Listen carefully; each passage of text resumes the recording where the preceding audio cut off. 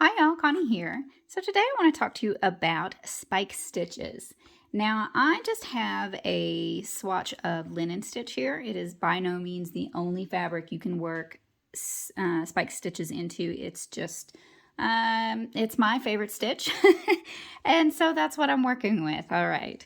So for the linen stitch, we would typically do single crochets and chain ones worked into those spaces, right, to create this little mesh-like fabric. So a regular single crochet would just go into this next stitch like that, right?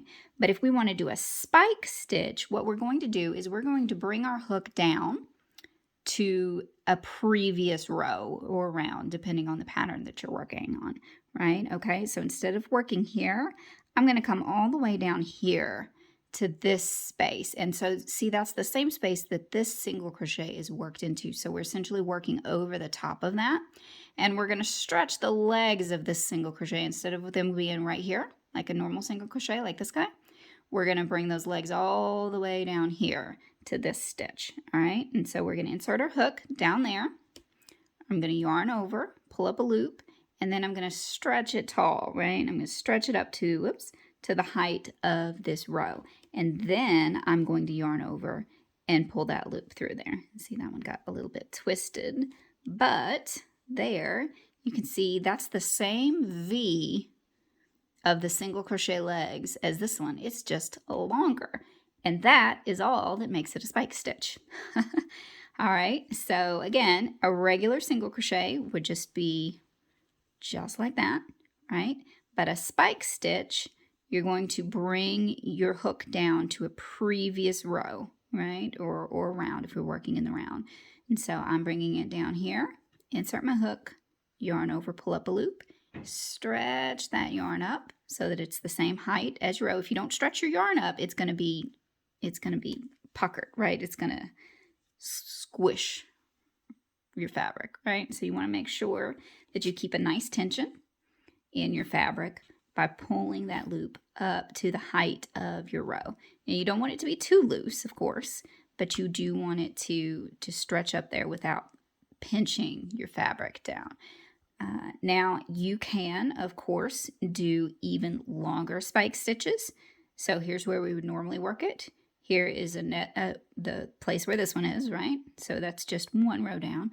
Or you could even come way down here and do an even taller spike stitch. And when I'm doing something really tall like this, I will sometimes lay it down on the table so that I can pull that loop up. In the center would be good, right? Right?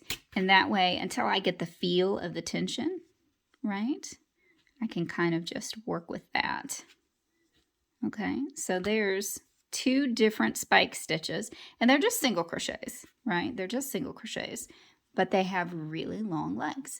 And then here's what they look like on the back side if we were to continue working, right? So that's what they look like on the back side, just those long legs, right? So let me do another row here of single crochet, just linen stitch like the rest of the fabric is. And so see, I'm just working around those stitches the same as I normally would. You do, though, I will say this, you do have to kind of watch out for these long legs on the other side because you can split them if you're not careful. So do watch out for that. Make sure that you don't. And by split, I mean you insert your hook through the legs instead of in the space on either side of it. So that can happen, especially if your stitch is a little bit looser. All right. So there's just a row of regular linen stitch. But let's try, let me crochet up here a little bit further. So if we wanted to do a double crochet instead, we could. All right, so there's, oops, I didn't chain in between. So there's a double crochet, right? And I'm still doing the chain between them just for giggles, all right? But if we wanted to do a double crochet, actually, let's take that back. I'm totally improvising here, but so say we wanted to, instead of working here, we wanted to come down here and do another spike stitch. but we want to do it with double crochet, you can totally do that, because all it's doing is stretching out your legs of your stitch, right? Okay, so, and there's a double crochet, and we'll do another spike double crochet. So yarn over, find where you're inserting your hook, yarn over, stretch up that loop so that it's the height of your row, yarn over and pull through those 2 loops, yarn over and pull through 2 loops, right? So there. And now we'll go back to this modified linen stitch thing that I'm doing with the double crochet. Yeah, totally improvising there. Sorry about that. Not a pattern, just a demo of the different ways that you can spike stitch. So these are double crochet spike stitches, right? You're just stretching those legs way down there. And then these are single crochet spike stitches, which are easier. They're more simple. But yeah, you can do just a little bit. You can do just 1 row. You can do 2 rows. You could do even more rows if you really wanted to.